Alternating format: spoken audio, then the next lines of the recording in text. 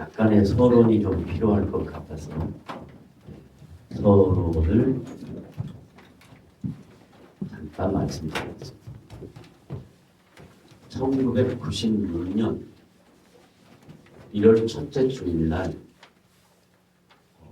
고양시 일산 서구죠? 주역동이 동구가요? 서구 맞죠? 일산 서구 주역동 동아아파트 803동 1207호에서 남산교회가 12명과 유아 2명으로 시작이 됐습니다. 제가 95년 12월 31일까지 서울 남포교회 부교육자 사역을 잠깐 하다가 하나님이 약속을 지키시는 하나님이신 걸 믿기에 40되는 해에 남산교회가 시작이 됐어요. 거기서 약속을 지킨다라는 말이 무슨 말이냐면 23살 때 오살리 순복음 기도원 굴에서 나는 미래를 예측하는 사람이거나 미래에 내가 한 얘기가 정확하게 이루어진다는 것을 믿는 사람은 아니에요.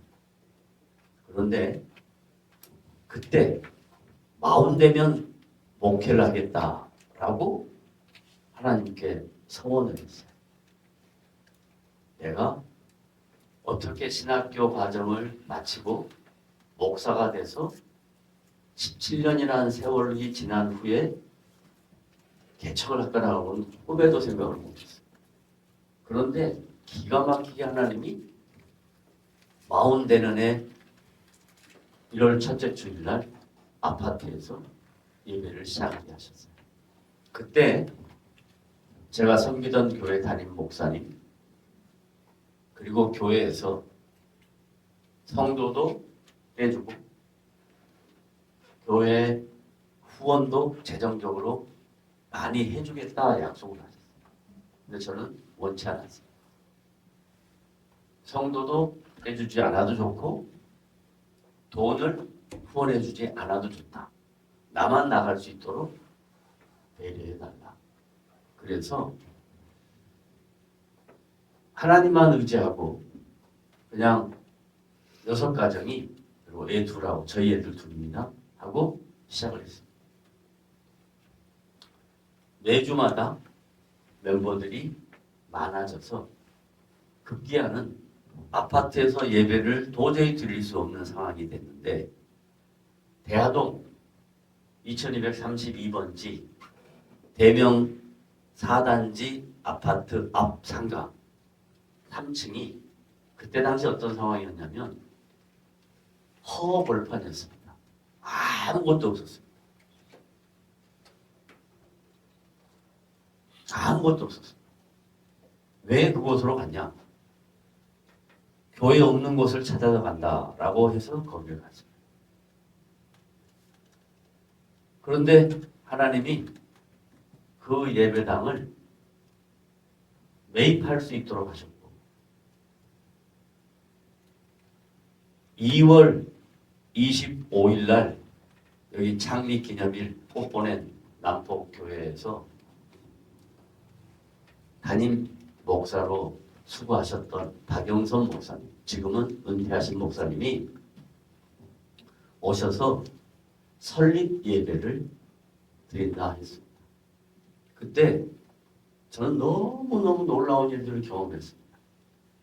제가 성경 공부하던 그룹들이 있어서 그 그룹들 중에 소위 강남에 돈 많은 분들이 헌금을 하실 거다 라는 인간적인 기대를 가졌어요. 그런데 나중에 보니까 전혀 예기치 않는 양세록 목사님이라는 분이 계세요. 그때 당시 80이 넘으셨는데 저는 그분과 개인적인 교제를 이렇게 깊이 해본 적이 없어요. 그런데 그분이 그때 당시 1,000만 원을 헌금하셨어요. 지금 같으면 그게 1억입니다. 그리고 또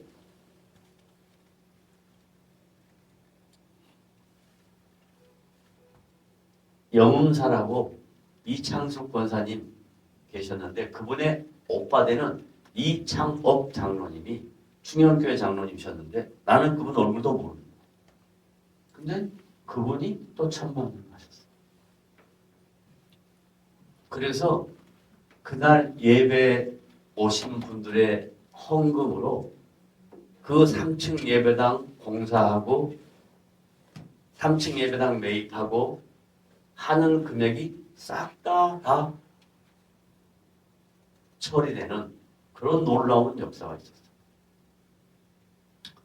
그리고 6개월 후에 2층 건물을 같이 기도하면서 또 매입하게 됐어요. 그것도 헌금을 다 해서 저를 통해서 아시는 분들이 다 이렇게 헌금해 주셔서 했어요.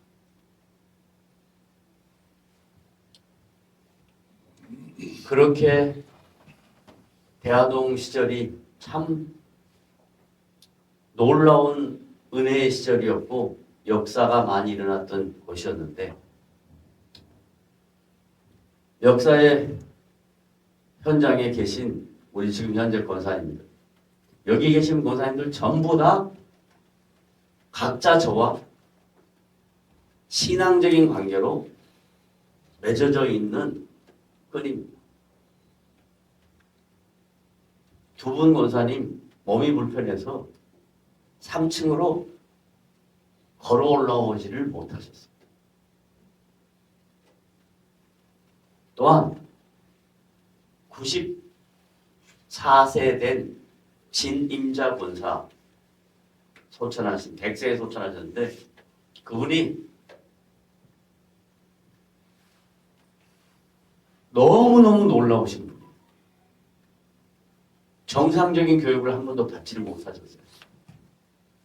그런데 월요일날 아침에 목사님이 쉬니까 월요일날 안 오세요. 화요일날 아침에 와요. 뒷짐 딱 지고 와가지고 목사님 지난주에 이렇게 말씀하셨죠? 그런데요 줄줄줄줄줄 말씀하세요. 너무 놀라운 것은 스카이 대학 나오고 사에서 유명하다라고 하시는 많은 성도들 그 전주에 무슨 설교인가 몰라요. 저는 그걸 보면서 하나님은 세상의 지혜로 알 수 없구나. 지금 우리가 고린도에서 배운 거예요. 세상의 지혜로 하나님은 알 수가 없어요. 성령이 감동케 하니까 말씀이 머릿속에 남는 거예요. 가슴에 남는 거예요. 그러다가 여러 가지 우여곡절을 겪고 풍동으로 갈 때 아무것도 안 한다 그랬는데 하나님이 역사하셔서 갔어요. 나는 절대 은행 돈 쓰지 않는다 라고 해서 20억을 10년 무이자로 빌려주신 분이 계셔서 제가 분명히 10년 후에 차용한 것을 갚겠습니다. 그렇게 약조를 하고 그래서 아무것도 없이 그쪽으로 또 갔어요. 거기서 여러 가지 신앙적인 풍파와 목회의 다양한 경험들을 했어요. 그리고 하나님이 10년이 지났는데도 불구하고 이 문제가 해결이 안 돼서 제가 성도들에게 얘기했죠. 나는 사람하고 한 약속도 꼭 지켜야 된다. 그러니 예배당을 매각하겠다. 그래서 구세군이 너무 놀라운 방법으로 우리한테 오고 예배당을 매각하게 됐어요. 모든 책임과 그러한 일들을 처리하는 결정과 성도들이 전부 다 저에게 다 위임을 했어요. 그래서 그 문제를 다 해결했어요. 돈 받고 잔금 받고 그 당시 김종현 목사가 부목사였는데 우리가 18억 빌린 것 중에 20억 빌린 거에서 2억은 돌려보냈어요. 그 목사님이 2억을 저에게 11조로 줘서 다시 돌려보냈고 18억이 빚이었는데 7천만 원을 3년 동안 갚고 17억 3천을 한 방에 은행 계좌로 한 방에 보냈어요. 그리고 다 정리했어요. 그리고 하나님이 이 자리에 있게 하셨어요. 그리고 저에게 이제 하나님이 너 선택해라 라는 거였어요. 저는 여러분 다 아시듯이 지금 당장 비행기표 사서 하와이 가면 저는 남은 인생 재밌게 살 수 있어요. 근데 제 마음속에 하나님이 허락하지 않아요. 별별 소리를 다 들었어요. 교회 받아가지고 돈 챙겨서 하와이로 도망간다. 뭐 별별 소리를 다 뭐 별별 소리를 다 들었어요. 끝까지 제가 입을 다물고 참고 견뎠어요. 그리고 이제 오늘 본문 말씀이 온 거예요. 왜 내가 이야기를 하냐? 오늘 본문 말씀 보세요. 아니요. 자, 여기 보세요. 여기 내용. 자, 여기 누구죠? 사도 바울과. 사도 바울은 누구예요? 사도고 영적 지도자죠. 사도고 영적 지도자예요. 교회의 지도자. 사도 바울과 그 다음에 고린도 교회 성도들과의 관계 이렇게 돼 있어요. 자, 그러면 여기서 저는 사도입니까 아닙니까? 아니에요. 목사는 사도가 아니에요. 따라하세요. 목사는 사도다. 사도가 아니다. 절대 사도가 아니에요. 목사는 사도가 아닙니다. 목사는 목사예요. 그럼 목사는 뭐 하는 사람이냐? 성경을 가르치고 진리를 선포하고 성도들을 양육하는 책임을 가진 게 목사예요. 다시 합니다. 성경을 뭐하고? 가르치고 진리를 뭐하고? 선포하고 그리고 성도를 어떻게 한다고? 여기가 핵심이야. 성도를 뭐한다고? 양육. 그게 목자예요. 목동이 뭐예요? 양치기 목동. 그 목자예요. 양육, 돌보고 관심을 갖고 하는 거예요. 자, 나는 사도가 아닌데 이 교회는 고린도 교회예요? 뭔 교회예요? 남산교회. 그럼 바꾸기만 해요. 여기 바꿔요. 뭐라고? 김 목사와 남산교회 성도들과의 관계. 이건 세상의 방법으로 된 게 아니에요. 내가 여러분 만나고 싶어서 만났어요? 여러분이 저 만나고 싶어서 만났어요? 양권사님이 일산에 살고 싶어서 왔어요? 남산교회 하나님 보내시려고 만난 거예요. 이렇게 해서 우리가 다 만난 거예요. 그래서 이 관계가 어떤 관계냐? 보세요. 뭐라고요? 영적 부모와 자녀 관계. 부모가 뭐예요? 부모가 뭡니까? 여러분 다 부모시잖아요. 부모가 뭐예요? 저 우리 박 권사님 아침에 오다가 따님이 거의 50대 중반 되셨는데 손목을 다쳤어요. 그런데 그 다친 딸을 지금 거의 80이 넘으신 권사님이 친히 딸을 보호해요. 치료해 주려고 해요. 저는 그 이야기를 들으면서 많은 생각을 하는 거예요. 과연 부모와 자식과의 관계는 뭔가? 끝까지 지는 책임. 끝까지 지는 뭐라고요? 끝까지 지는 책임. 그러니까 부모는 다 부모가 아니에요. 이번에 현역 과학이라는 거 보나요? 그거 맞나? 미스터 트롯인가? 그 남자 손비나하고 그 김현빈하고 이름이 똑같이 맞잖아요. 그죠? 현빈이 맞죠? 걔네들 둘 다 가정사가 아픔이 있잖아요. 그런데 가정사에 아픔이 있는 사람들이 감정을 알아요. 그러니까 걔네들이 부른 노래는 노래를 부르는 게 아니에요. 인생을 부르는 거예요. 그 안에 처절하고 곱씹은 인생을 부르는 거예요. 근데 부모가 책임을 안 져. 지금 우리가 살고 있는 이 세대에 많은 부모들이 자식에 대한 책임을 안 져. 자기 즐거움, 자기 위해서 자식이 이건 틀린 거예요. 그래서 제가 하나님 저에게 맡기신 이 사역을 어떻게 하면 좋을까요? 매일 매 순간 기도하며 물으면 답을 안 하세요. 그러면 저는 그냥 가는 거예요. 그러면서 뭘 깨달았냐? 오늘 본문 말씀에 야, 영적 부모와 같은 그리고 영적 자녀들을 양육하는 책임이 있지 않느냐.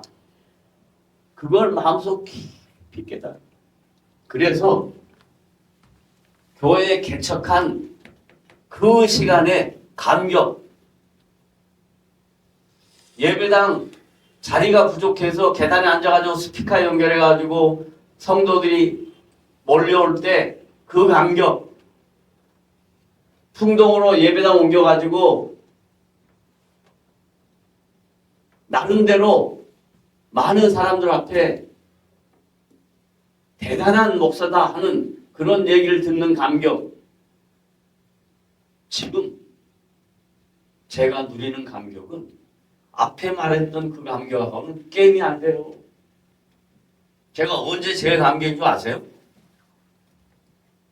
여러분들과 함께 이곳에서 예배를 시작해서 성도들 친히 차량으로 픽업할 때 제일 큰 감동을 받았어요. 첫 번째 픽업하는 날 저는 가면서 이게 목사구나. 이게 목사구나. 하나님 깨닫게 해주셔서 감사합니다. 비록 규모는 작고 볼품없었는지는 몰라도 내가 하나님 앞에 섰을 때 부모의 역할을 감당했구나 하는 것을 깨닫게 되니까요.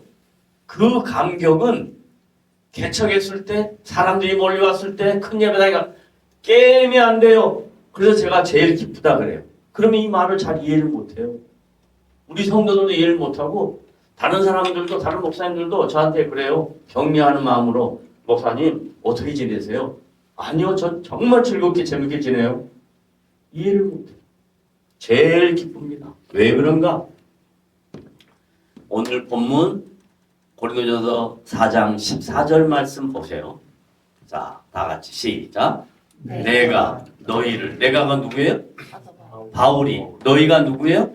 고린도 교회 성도를. 그럼 바꿀게요. 목사가, 김 목사가 누구를? 남산교회 성도를 뭐? 부끄럽게 하려고 이것을 쓰는 것이 아니라 부끄럽게 하려고 이 말을 하는 게 아니에요. 그게 아니고 뭐라고요? 오직 여러분을 내 사랑하는, 이 말은 좀 미안해요.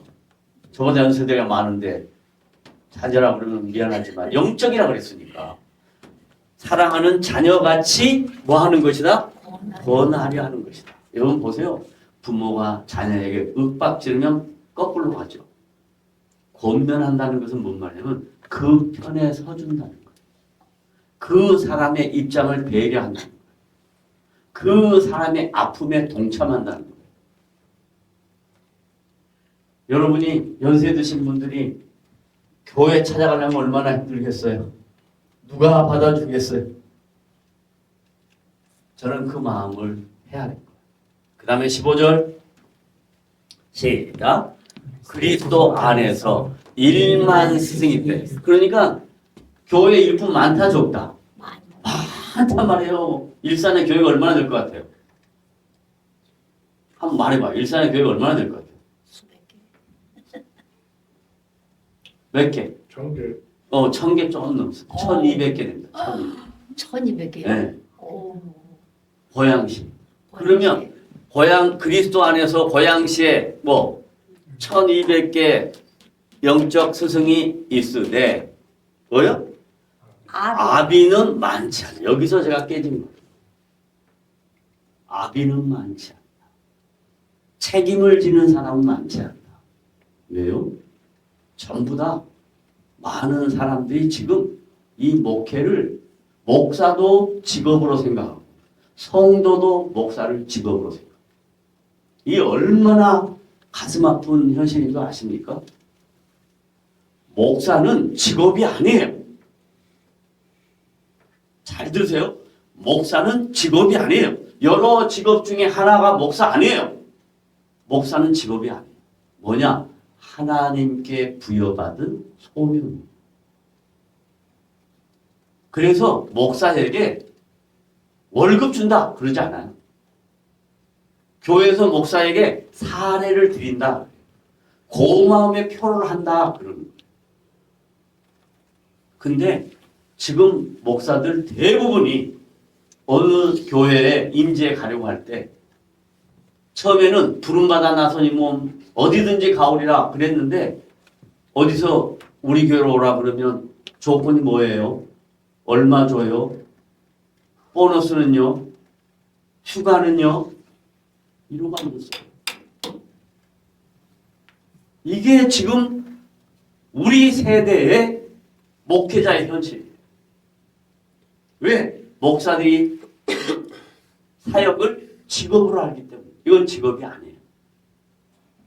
그래서 지금 많은 목회자들 중에서 직업이라고 생각을 전제하니까 다른 경제 활동을 하면 이중직이라고 생각하는 거예요. 아니요.